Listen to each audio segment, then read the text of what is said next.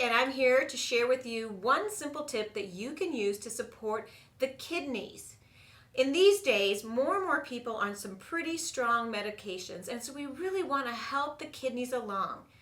And so what we can do is we can rub our hands together, get them nice and warm. I'm going to turn around and give you my backside, and we're going to place our hands right above the waist in that lower part of our back. Now what I'm feeling is tremendous amount of warmth coming to that kidney area. And what this is doing is it's helping calm the kidneys, it's helping the kidneys flush toxins out of the kidneys, and it's also bringing fresh vital energies to the kidney. So this is an excellent thing that you can do on a daily basis.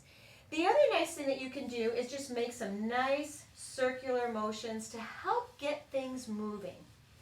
When we're thinking about energy, I'm always telling my clients and my students, think about creating space and movement when you're working with energy, because that's really what the body's looking for.